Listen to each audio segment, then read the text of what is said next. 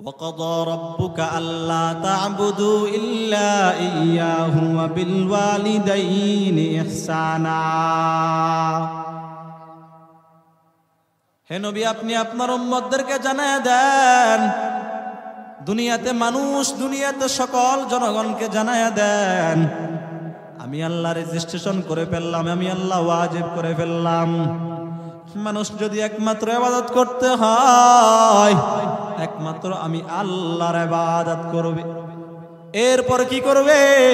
ওয়াবিল ওয়ালিদাইনি ইহসানা, তারপর তার ওই সমস্ত মানুষেরা তাদের মা বাবার সঙ্গে সদ্ব্যবহার করবে। আল্লাহর ইবাদতের পরে আল্লাহ কি বলেন? প্রথম আমার ইবাদত করবা, তারপরে মা বাবার সাথে ভালো ব্যবহার করো। সমাজে আসেনি মা বাবার সাথে ভালো ব্যবহার? আসেনি? নাই নাই।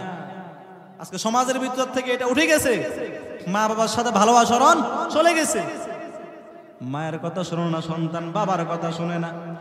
3 দিন হয় নাই বিয়ে করছে, বউ যেটা বলে সেটাই অনুযায়ী চলে আসে না নাই? আর আছে না নাই?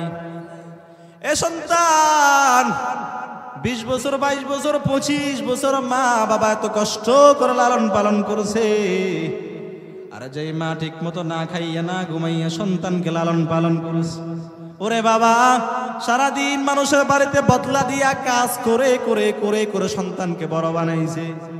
22 বছর বয়সে যখন সন্তানকে মা বাবা বিবাহ করাইলো, 3 দিন হয় নাই সন্তান মা বাবাকে ছাড়িয়া শহর তলিতে চলে যায়। আছে না না? মিথ্যা বলতেছি মনে হয়? নাই। আজকে সমাজের ভিতরে দেখবেন সবচাইতে অবহেলিত হলো মা বাবা। সবচাইতে অবহেলিত কে? আর সবচাইতে সম্মানিত কে? শ্বশুর শাশুড়ি। কি বলেন? সম্মানিত শ্বশুর শাশুড়ি। যে মা তোমাকে 10 মাস 10 দিন গর্ভে ধারণ করেছে, ওই মায়ের মূল্য নাই, শাশুড়ির 3 দিনের মূল্য এর চাইতে কম না বেশি? বেশি। আজকে আপনাদের সম্মুখে এই বিষয়টা নিয়ে আলোচনা করব, রাগ হবেন না তো কেউ? মহতারাম আমার মুরব্বী বাবারা, তো আল্লাহ পাক বলেন সর্বপ্রথম ইবাদত করব কার? আল্লাহ। তারপরে মা বাবার সাথে কি করব? ভালো ব্যবহার করব। তো নবী কি বলেন? রিজার রাব্বি ফি রিজাল ওয়ালিদ, সাখাতার রাব্বি ফি সাখাতাল ওয়ালিদ। দুনিয়ার মানুষের আরে যার উপর তার মা বাবা খুশি, তার উপর আমি আল্লাহ তাআলাও খুশি। আর যার উপর তার মা বাবা নারাজ, তার উপর আমি আল্লাহ নারাজ। বুঝা গেল কি বাবা?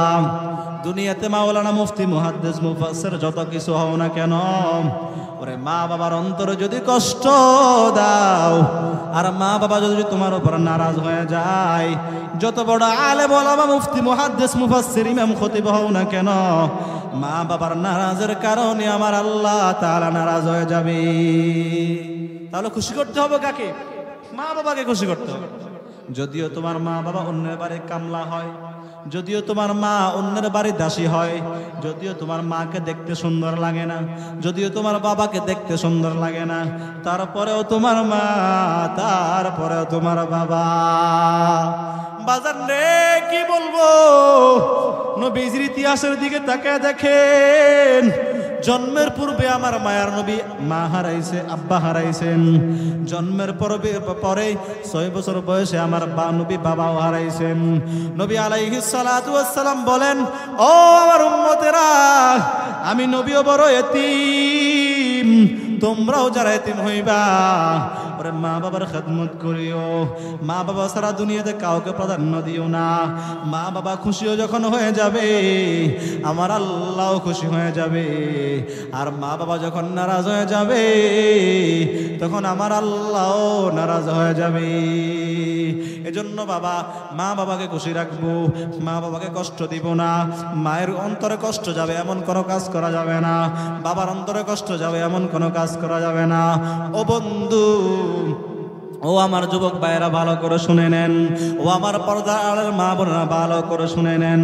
যে সন্তান আজকে 20-30 বছর পার হইয়া মা বাবার অন্তরে কষ্ট দাও, রাসূল কি বলেন ভালো করে শুনে নেন। যে ব্যক্তি মা বাবাকে কষ্ট দিবে কিয়ামতের ময়দানে না, দুনিয়াতেও আল্লাহ তাকে শাস্তি দিয়ে দিবে। আর যে ব্যক্তি মা বাবা খুশি খুশি রাখবে কিয়ামতের ময়দানে না, দুনিয়াতেও আল্লাহ তাকে পুরস্কার দিয়ে দিবে। এ বাজার, মা বাবাকে খুশি রাখিয়ে দুনিয়াতে চলো, তাহলে আল্লাহ তোমাকে সম্মানিত করবে।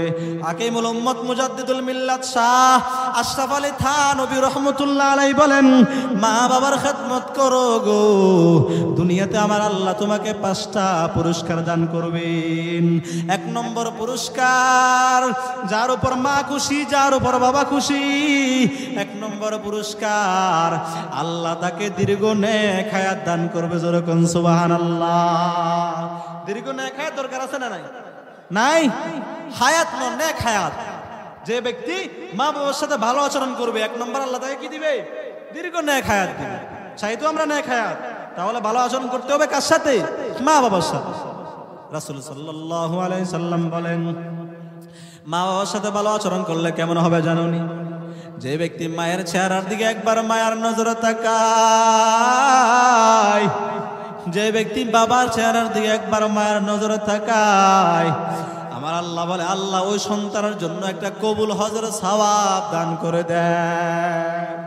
সাহাবায়ে কেরাম নবীজিকে প্রশ্ন করে, ইয়া রাসূলুল্লাহ, ইয়া হাবিবাল্লাহ, আমরা 51 ফ্যামিলি, আমরা একসাথে থাকি, একসাথে খাই, একসাথে ঘুমাই।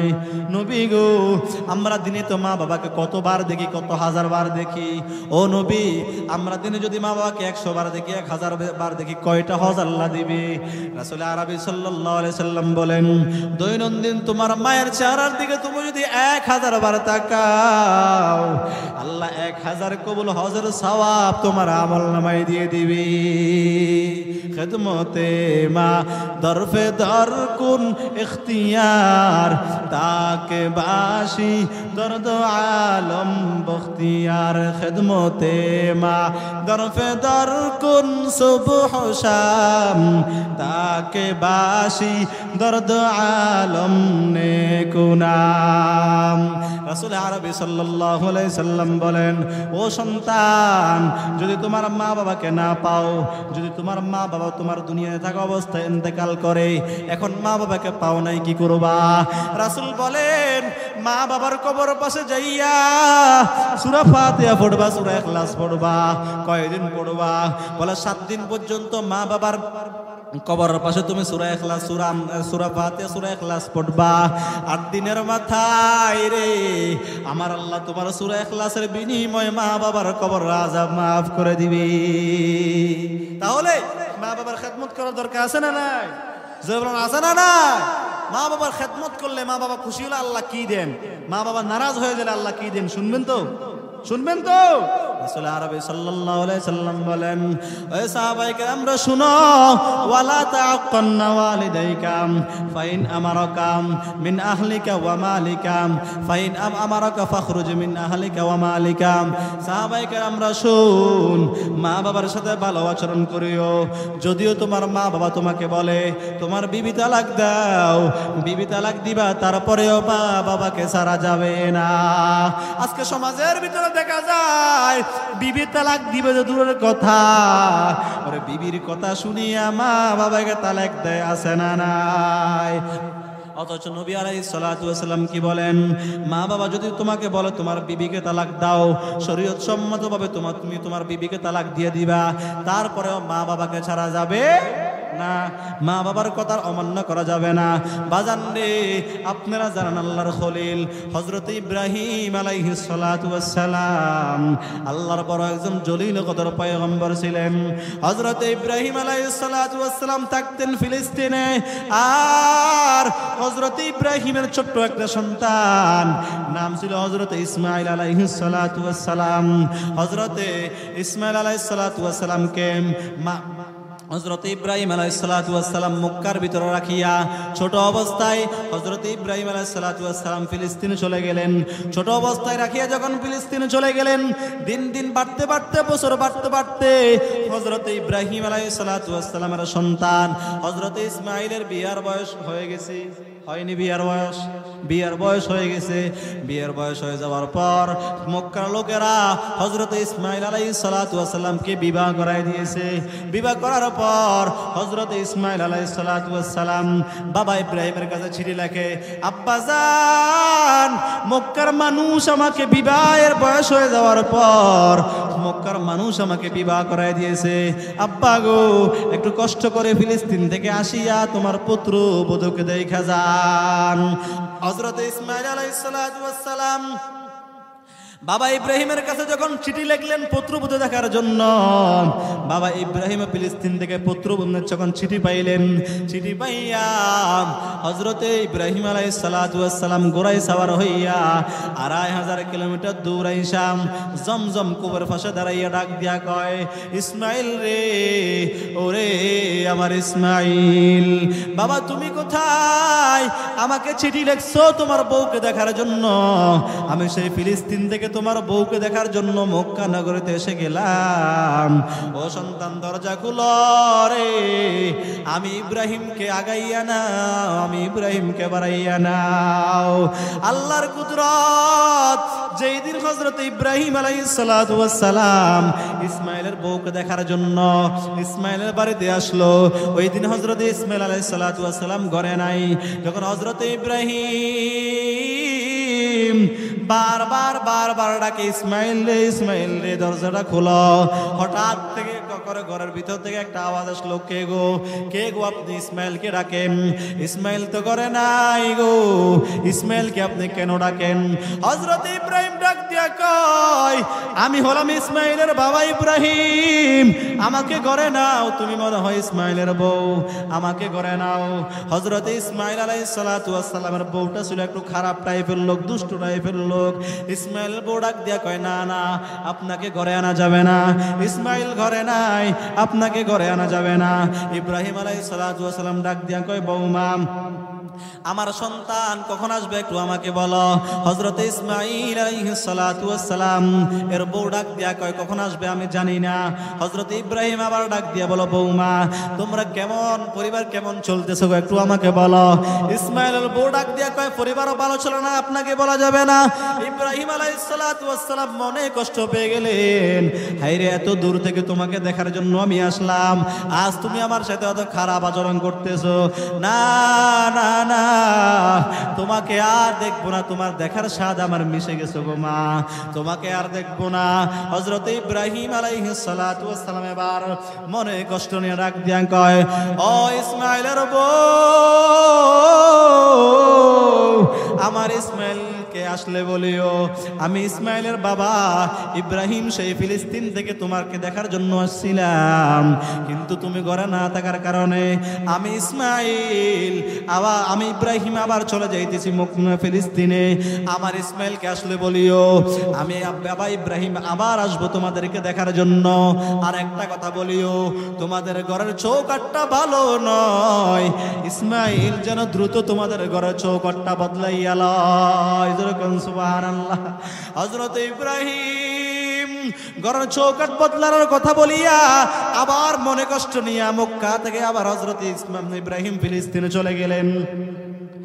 যখন ফিলিস্তিনে চলে গেলেন, চলে যাওয়ার পর হযরতে ইসমাঈল আলাইহিস সালাতু ওয়াস সালাম বিকালবেলা যখন বাড়িতে আসলেন, বিকালবেলা বাড়িতে আসার পর হযরতে ইসমাঈল আলাইহিস সালাতু ওয়াস সালাম শুধু নাক ডাকতেছে, নাক ডাকতেছে, না সর্দি হইলে মানুষ যেমন নাক ডাকে, হযরতে ইসমাঈল নাক ডাকতেছে।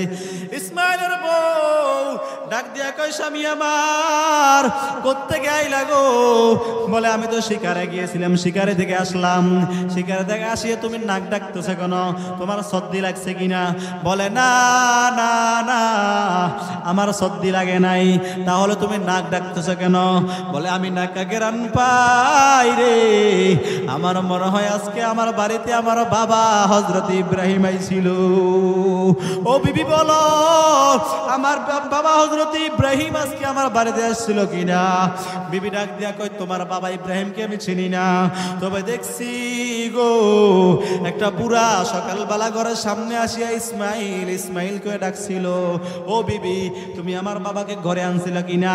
বলে না না, আমি ঘরে আনি নাই। মেহমানদারি করাইছো কিনা? বলে না না, আমি মেহমানদারি করি নাই। ভালো আচরণ করছো কিনা? বলে না না না, আমি ওই বুড়ার সাথে ভালো আচরণ করি নাই। ইসমাইল মাথায় হাত দিয়ে বলতেছে, কি করলি রে বিবি? তিনি তো আমার বাবা, আমার জন্মদাতা বাবা ইব্রাহিম, তিনি তো আল্লাহর নবী ইব্রাহিম। ও বিবি, আমাকে তো, আমি তোমাকে দেখার জন্য আমার বাবার কাছে চিঠি লিখছিলাম। আমার বাবা তো তোমাকে এক নজর দেখার জন্য সেই ফিলিস্তিন থেকে মক্কা নগরীতে এসেছে। বিবি রে, তুই কেন আমার বাবার সাথে ভালো আচরণ করলি না? ও বিবি বলো, আমার বাবা তোকে কি বলেছিল? বিবি ডাক দিয়া কয়, ও প্রাণের স্বামী, তোমার বাবা দুইটা কথা বলছিল। বলো কি কথা? এক নম্বর কথা রে, এক নম্বর কথা, তোমার বাবা আবার আসবো তোমাকে দেখার জন্য। দ্বিতীয় নম্বর কথা হলো, তোমার বাবাই বলছিল আমাদের ঘরের চৌকাঠটা যেন বদলাইয়া লয়। ইসমাইল ডাক দিয়া কয়, বুঝেছি বুঝেছি রে, আমার বাবা ঘরের চৌকাঠ বদলাইতো কেন বলেছে? আমার বাবা আমার বাড়ির চৌকাঠ বদলাইতো বলে নাই। আমার বাবা তোর মতো খাটাস না রেখে 3 তালাক দেওয়ার জন্য বলছে। কারণ আমার বাবা তো আল্লাহর নবী। আমার বাবা বুঝছে তোর দ্বারা আমার সামনে আমার সংসার টিকবে না, তোর মতো খাটাস নারী দ্বারা আমার সংসার ভালো চলবে না। ও দুনিয়ার যুবক ভাইরা, ভালো করে শুনে নেন, হযরত ইসমাইল তার বিবির সাথে কেমন আচরণ করলো। আর আজকে আপনি বিবি পাইয়া আপনার বাবার সাথে কেমন আচরণ করেন, আপনার মায়ের সাথে কেমন আচরণ করেন? ইসমাইল ডাক দিয়া কয়, রে বিবি রে, আমার বাবা তোকে 3 তালাক দেওয়ার জন্য বলছে। 1 2 3 যাও তোর বাপের বাড়ি, তোকে দিয়ে আমার আর ঘর হবে না, তোকে দিয়ে আমার আর সংসার হবে না। আল্লাহর খলিল হযরত ইব্রাহিমের সন্তান ইসমাইল আলাইহিস সালাতু ওয়াস সালাম তার বিবিকে 3 তালাক দিয়া আবার কয়দিন পরে বনু খোজরা গোত্রে আর একটা বিবাহ করেছে। বিবাহ করিয়া আবার বাবার কাছে চিঠি লিখছে, আব্বাজান, প্রথমবারে আসিয়া আমার বিবিকে সাথে আপনি ভালো আচরণ পান নাই, আব্বা গো ওই বিবিকে আমি তালাক দিয়ে দিলাম। আবার চিঠির ভিতরে হযরত ইসমাইল লেখে, আব্বাজান, আরেকবার আসিয়া আমার দ্বিতীয় বউকে একটু দেখা যান। হযরত ইব্রাহিম ইসমাইলের চিঠি পাইয়া আবার গোড়াই সাওয়ার হইয়া 2500 কিলোমিটার দূর আইসা ইসমাইলের ঘরের দরওয়াজায় সামনে ডাক দিয়া বলে, ইসমাইল রে, ওরে আমার ইসমাইল, দরজাটা খোলো রে, আমি তোমার বাবা ইব্রাহিম সেই ফিলিস্তিন থেকে তোমার বউকে দেখার জন্য আসছি। আল্লাহু আকবার। ওই দিন হযরতে ইসমাইল আলাইহিস সালাতু ওয়াস সালাম ঘরে নাই, শিকারে গিয়েছেন। আজকের পাল্টা জবাব কেমন? যেই মাত্র ইব্রাহিম বাহির থেকে ডাক দিল, ইসমাইল, আজকে আর দেরি হয় নাই, সাথে সাথে ঠাস ঠাস করে দরজাটা খুলে একজন ভিতর থেকে মহিলা আসিয়া হযরত ইব্রাহিমের পায়ের উপর পড়ছে। ডাক দিয়া কয়, আব্বাজান, আপনার সন্তানের মুখ থেকে শুনেছি আপনি হযরত ইসমাইলের বাবা, আপনি আমার শ্বশুর, আপনার সাথে আমি খারাপ আচরণ করব না। ও আব্বাজান, আসেন, আপনি আমার ঘরে আসেন। এবার বউটা হযরত ইব্রাহিমকে ঘরের সামনে আসিয়া জলচকি দিয়া বসাইছে, সিরিন্নি জলচকি দিয়া বসাইছে, জলচকি দিয়া বসাইয়া গো ও আমার বাবারা, এবার বউটা দৌড়াইয়ে চলে গেল জমজমের পানি আনার জন্য। জমজমের পানি আনিয়া হযরত ইব্রাহিমকে এক হাত দিয়া পানি ঢালে, আর এক হাত দিয়ে হযরত ইব্রাহিমের হাত পাও গুলো মুছিয়া দেয়। আল্লাহু আকবার। হযরত ইব্রাহিম যখন বউটা এবার হযরত ইব্রাহিম আলাইহিস সালাতু ওয়াস সালামকে সুন্দর করে ওযু বানায় দিলেন, ওযু বানাইয়া ইব্রাহিম ডাক দিয়া কো, বৌমা ঘরে যাও, একটা তৈলা নিয়ে আসো, একটা গামছা নিয়ে আসো, আমার পানিগুলা মুছিয়া নাও। বউ ডাক দিয়া কয়, বাবা কিসের গামছা, কিসের তৈলা? না না, গামছার তৈলার দরকার নাই, আমি আমার মাথার চুলের ক্যাশ দ্বারা আপনারা পাও গুলো মুইসা দিব। জোরে কোন আল্লাহু আকবার। খিদমতে মা দরফে দরকুন সুবহ শাম, তাকে বাসি দর্দ আলম নেকুনাম। ও আমার মুরব্বীরা, ও আমার যুবক ভাইয়েরা, ইসমাইলের বউটা, দ্বিতীয় বউটা এবার শ্বশুরের কি করে? শ্বশুর পাওগুলা মুইসা দেয়। কেমনে মুছা দেয়? নিজের পাও কাপড় দিয়ে মুছে না, তৈলা গামছা দিয়ে মুছে না, নিজের মাথার চুল দ্বারা হযরত ইব্রাহিমের পাওগুলা মুইসা দেয়। এটাকেই বলে শ্বশুর, এটাকেই বলে বউ।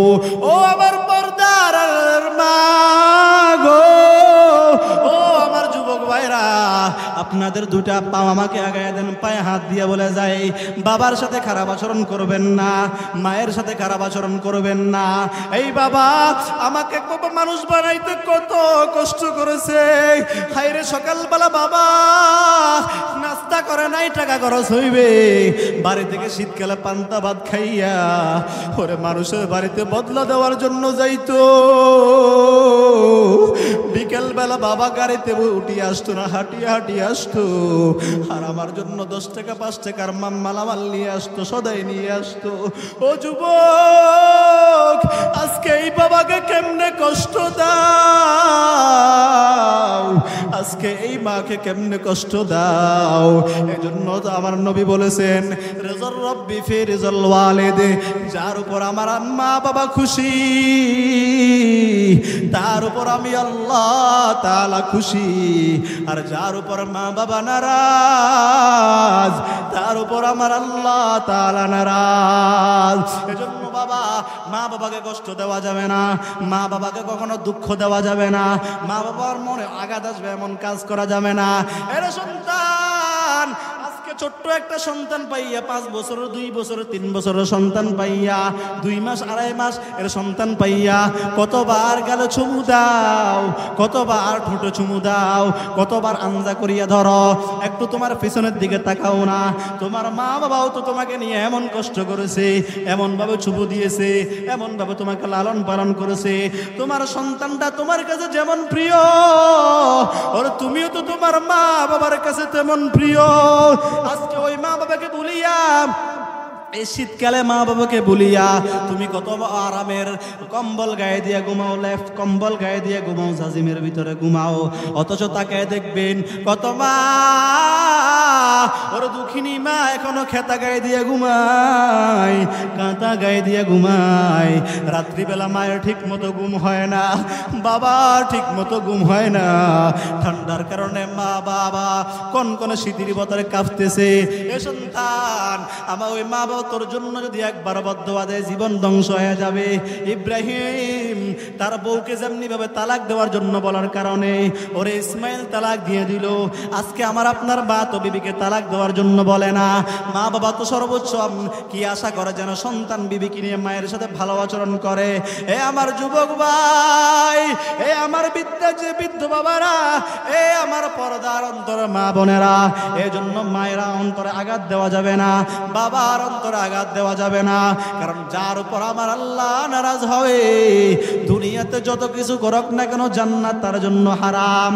আর আল্লাহকে খুশি করতে হলে সর্বপ্রথম মা বাবাকে খুশি করতে হবে। কথা বলেন ঠিক কিনা? কারা কারা মা বাবাকে খুশি করবেন? দুটো হাত আল্লাহকে দেখায় দেন। আল্লাহ আমাদের সবাইকে মা বাবার খেদমত করার তৌফিক দান করুন। সকলে বলি আমিন। আর জোরে বলি আমিন। কষ্ট হইতেছে মনে আপনাদের? কষ্ট হয়? আল্লাহ পাক আমাদের সবাইকে মা বাবার খেদমত করিয়া দুনিয়া থাকা অবস্থায় জান্নাত কামায়ের তৌফিক দিন। সকলে বলি আমিন। আর জোরে বলি আমিন। মা বাবাকে খুশি করতে হলে কি করতে হবে?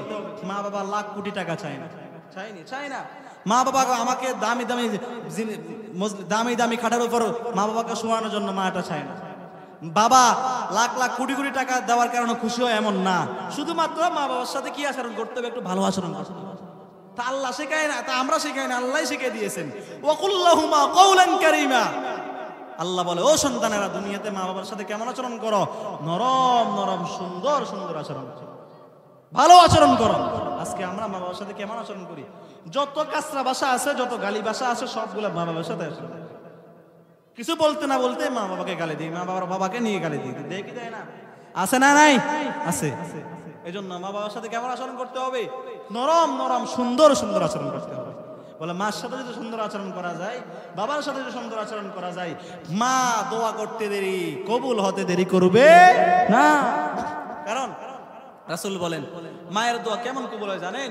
বিদ্যুতের সুইচ দিতে দেরি হয়, লাইট ফ্যান জ্বলতে যত দেরি হয়, মায়ের দোয়া আল্লাহর কাছে কবুল হইতে এর চাইতে কম দ্রুত সময় কবুল হয়। শুধু তাই না, শুধু তাই না, বলে যে সন্তানের জন্য মা দোয়া করে ওই দোয়াটা আল্লাহর দরবারে পৌঁছতে মাঝখানে কোনো পর্দা থাকে না। দুনিয়ার সব দোয়া, বউর দোয়া, শাশুড়ির দোয়া, সন্তানের দোয়া, হুজুরের দোয়া, পীরের দোয়া, আল্লাহর কাছে পৌঁছতে মাঝখানে একটা কি থাকে? পর্দা থাকে। কিন্তু মা বাবার দোয়া আল্লাহর কাছে পৌঁছতে মাঝখানে কোনো কি থাকে না? পর্দা থাকে না, সরাসরি কবুল হয়। সুবহানাল্লাহ। এজন্য মা বাবার দোয়া নেওয়া দরকার আছে না?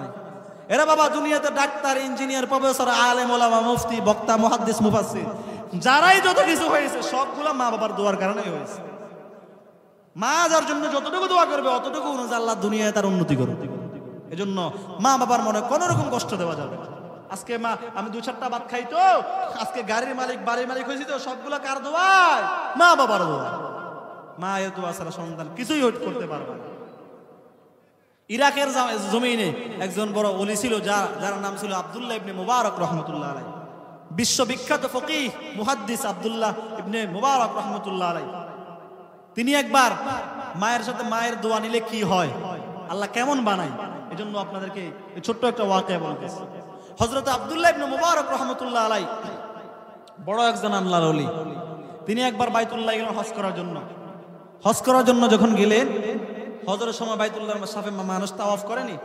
করে না তাওয়াফ? তাওয়াফ করে আর কি পড়ে?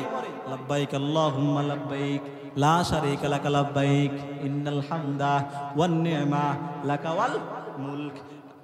আব্দুল্লাহ ইবনে মুবারক রাহমাতুল্লাহ আলাইহি বাইতুল্লাহর পাশে ঘুরে ঘুরে ঘুরে ঘুরে 7 তাওয়াফ করতেছে। আর কি করতেছে? তাওয়াফের দোয়া পড়তেছে। আব্দুল্লাহ ইবনে মুবারক রাহমাতুল্লাহ আলাইহি বলেন, আমি যেই মাত্র বাইতুল্লাহ তাওয়াফ করতেছি, এমন সময় তাকে দেখি একটা যুবক তার মাথার উপরে একটা টুকরি নিয়ে, একটা খাঁচা নিয়ে বাইতুল্লাহ তাওয়াফ করে। খাঁচা চিনেননি? টুকরি চিনেননি? খাঁচার ভিতরে একটা যুবক একটা খাঁচা মাথায় নিয়ে বাইতুল্লাহ তাওয়াফ করে, আর লাব্বাইক লাব্বাইক পড়ে। আব্দুল্লাহ ইবনে মুবারক রাহমাতুল্লাহ আলাইহি মনে মনে ভাবতেছে, কি রে, একটা দামি জায়গা মক্কাতুল মুকাররমা বাইতুল্লাহ, সেখানে তো হাজার হাজার কোটি টাকা পড়ে থাকলে কেউ ধরে না। এই যুবকটা মাথায় টুকরি নিয়ে কেন তাওয়াফ করতেছে? নিশ্চয় করো কারণ আছে না নাই? কারণ আছে। আব্দুল্লাহ ইবনে মুবারক রাহমাতুল্লাহ আলাইহি নিজে তাওয়াফ শেষ করিয়া বাইতুল্লাহর এক পাশে বসে রইল, আর এই যুবকটা 7 তাওয়াফ করতেছে মাথায় টুকরি নিয়া। যখন যুবকের তাওয়াফ শেষ হয়ে গেল, যুবকটাকে আব্দুল্লাহ ইবনে মুবারক রাহমাতুল্লাহ আলাইহি ডাকিয়া কাছে বসাইলেন। ডাক দিয়া কয়, যুবক ভাই, আমি তাকায় দেখলাম তুমি তাওয়াফ করতেছো আর মাথার উপরে কি টুকরি নিয়ে মাথা তাওয়াফ করতেছো, কারণ কি বুঝলাম না। এখানে তো হাজার কোটি টাকা পড়ে থাকলেও কেউ কোনোদিন ধরবে না, তুমি কেন মাথার উপরে টুকরিটা নিয়ে তুমি ঘুরতেছো আর লাব্বাইক লাব্বাইক বলতেছো? যুবকের চোখে পানি জার জার করে পড়ে, আর ডাক দিয়ে কয়, হুজুর, আপনি তো দেখতেছেন আমার মাথার উপরে টুকরি। ও হুজুর, আমার মাথার উপরে টুকরি না। বলে কি? বলে এই মাথার উপর টুকরির ভিতরে আমার জন্মদাত জন্ম দুঃখিনী মায়েকে নিয়ে আমি তাওয়াফ করতেছি।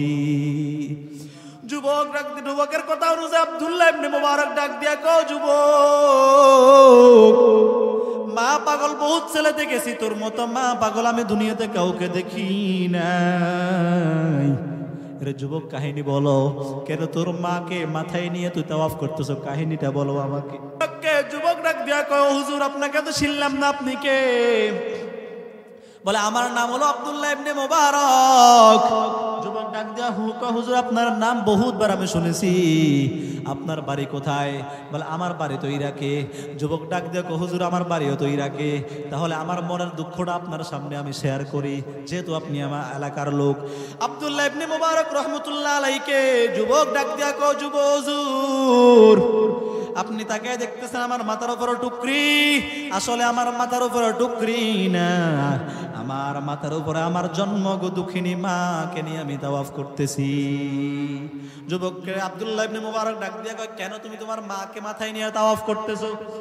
যুবক ডাক দিয়া কয় হুজুর প্রতি বছর যখন হজের মৌসুম আছে আমি আমার মায়ের খেদমত করি, আমার আর আত্মীয় স্বজন কেউ নাই, আমার ভাই ব্রাদার কেউ নাই, আমার বাবাও নাই, আমি আমার মায়ের খেদমত করি বাড়িতে বসে বসে। কিন্তু হজের মৌসুম যখন হয়ে যায় আমি আমার মা থেকে অনুমতি নিয়ে হজে আসার জন্য, কিন্তু আমার মা আমাকে হজে আসার অনুমতি দেয় না। ডাক দেয়া কয় বাবা তুমি যদি হজে চলে যাও আমার খেদমত করবে কে? আমাকে আমার দেখাশোনা করবে কে? এদিকে আমি যদি মারা যাই তুমি আমাকে পাইবা না, মানুষ আমাকে কবর দিয়ে ফেলবে। ও সন্তান তুমি আমাকে রাখিয়া হজে যাইও না। আব্দুল্লাহ ইবনে মুবারককে যুবক ডাক দিয়া কয় হুজুর দীর্ঘ বছর পর্যন্ত আমার মা আমাকে এমন ভাবে বাধা দিল আমি হজে আসতে পারলাম না, কিন্তু একবার আমি আমার মাকে খুব ছাপিয়ে ধরলাম, ডাক দিয়া বললাম মা হজর মৌসুম আসছে, আমার মন চায় একবার আল্লাহর ঘরটা তাওয়াফ করতে, ও মা আপনি আমাকে একবার অনুমতি দেন।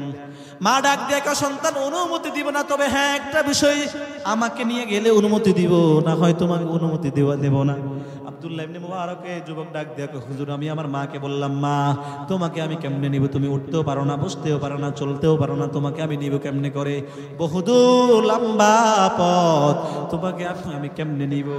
যুবকের মা ডাক দিয়া কয় যুবক একটা খাঁচা নাও, একটা টুকরি নাও, টুকরির ভিতরে দুই দিকে বালিশ দিয়া এই বালিশের সাথে আমাকে টেক লাগাইয়া বসাও, বসাইয়া আমার মাথা আমার খাঁচাটা আমার টুকরিটা তুমি মাথায় নিয়ে তুমি মক্কা মুকাররমায় রওনা করো।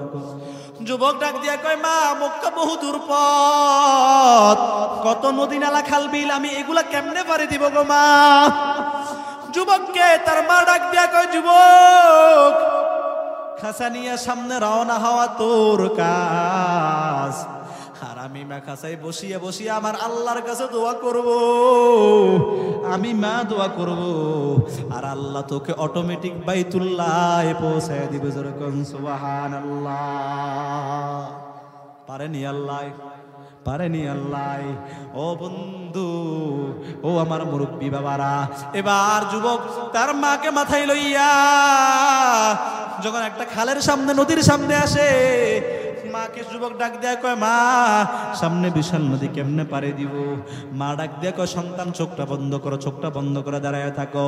আর এদিকে মা আল্লাহর কাছে দোয়া করে আল্লাহ গো আমি আমার সন্তান বাইতুল্লাহ দেখার জন্য যাইতেছি, কেমনে পার করবা তুমি জানো। যুবক ডাক দিয়া কয় মাঝখানে আমি কাশফ কারামতের মাধ্যমে আমার মায়ের দোয়ার মাধ্যমে সব নদী নালা পাড়ি দিয়া আমি বাইতুল্লাহ চলে আসলাম। বাইতুল্লাহ আসি আমি তাওয়াফ করতেছি গো হুজুর, আমি আজকে আমার মাকে লইয়া, আপনি তো আমাকে একবার দেখলেন, একবার না, আমি আমার মাকে লইয়া এইবার সহ 10 বার তাওয়াফ করছি। যেরকম সুবহানাল্লাহ। কয়বার? 10 বার তাওয়াফ করছি। আব্দুল্লাহ ইবনে মুবারক রহমতুল্লাহ আলাইহি আপনারা যুবককে ডাক দিয়া কয় হুজুর আমি আমার মাকে লইয়া যে আমি 10 বার তাওয়াফ করছি, আমার একটা মাসলা জানার প্রয়োজন। কি মাসলা বলো? যুবক ডাক দিয়া কয় হুজুর আমি যে আমার মাকে লইয়া বাইতুল্লাহ 10 বার তাওয়াফ করছি, ছোট্ট একটা মাসলার সমাধান আমাকে দেন। বলে কি মাসলা? আমি যে আমার মায়ের গর্ভে দুধ পান করেছি, মায়ের গর্ভ থেকে বাইর হওয়ার পর 2 মাস 2.5 মাস 2 বছর 2.5 বছর দুধ পান করেছি। হুজুর গো আমি আমার মাকে লইয়া যে তাওয়াফ করেছি, আমি আমার মায়ের দুধের ঋণ পরিশোধ করতে পারলাম কিনা? আব্দুল্লাহ ইবনে মুবারক মাথায় হাত দিয়ে ডাক দিয়া কয় যুবক আমি তো তোকে এতক্ষণ পর্যন্ত বহুত চালাক ভাবছিলাম, বহুত দামি ছেলে ভাবছিলাম, কিন্তু আমি এখন তাকে দেখি তোর মাথার ভিতরে কোনো জ্ঞান নাই। যুবক কি বললি? তুই তোর মাকে লইয়া একবার না দুবার না 10 বার না, মনে কর আল্লাহ তোরে আর 10 বার তোর মাকে লইয়া তাওয়াফ করার বাইতুল্লাহ সুযোগ দিল, মোট কয়বার হলো? 20 বার হলো। এই 20 বারও যদি তুই তোর মাকে লইয়া বাইতুল্লাহ তাওয়াফ কর, 20 বার তাওয়াফ করার পরেও তোর মা তোকে যেই দিন সর্বপ্রথম দুনিয়াতে আসার পর তোর মা তোকে বুকের সাথে লাগাইয়া দুধ পান করাইল, ওই প্রথম ফুটার দুধকে যদি 70 ভাগ করা হয়, আর এদিকে তুই যদি তোর মাকে লইয়া 20 বার বাইতুল্লাহ তাওয়াফ কর, 1 ফুটা দুধের ঋণও কোনোদিন পরিশোধ হবে না। বুঝলেন তো? মায়ের খেদমত আজীবন করবেন, কোনোদিন দুধের ঋণও কি হবে না? পরিশোধ হবে না। শুধু তাই না, শুধু তাই না, মাকে ডাক দিয়া যদি বলো মা বাবা তোমাদের জন্য কিছুই করতে পারলাম না, কিছুই করতে পারলাম না, শুধুমাত্র এক জোড়া জুতা বানিয়ে দিব, বলে কি দিয়া? নিজের চামড়া দিয়া মায়ের জন্য বাবার জন্য যদি জুতা বানাইয়া দাও, ওরে মা বাবা নিজের চামড়া দিয়ে জুতাগুলা মা বাবা যদি পরিধান করে, আল্লাহর কসম মায়ের দুধের ঋণ পরিশোধ হবে না। হবে নি মায়ের দুধ? কোনোদিন হবে না। এজন্য বলেন না মা বাবাকে কষ্ট দেওয়া যাবে না, যাবে না, মা বাবাকে কষ্ট দেওয়া যাবে না। মা বাবাকে খুশি করিয়া দুনিয়াতে যেতে যদি কবরে যাইতে পারে, আল্লাহর রাসূল সাল্লাল্লাহু আলাইহি সাল্লাম বলেন মা বাবা খুশি হয়ে যাবে, আমার আল্লাহ খুশি হইয়া ওই সন্তানকে জান্নাত দিয়ে দিবে। এই আমার বাবা এখন প্রশ্ন হয়, হুজুর আমার মাও নাই বাবাও নাই, এখন আমি কি করব? মাকে পাইলে তো খেদমত করতাম, বাবাকে পাইলে তো খেদমত করতাম, এখন মাও নাই বাবাও নাই, কি করব?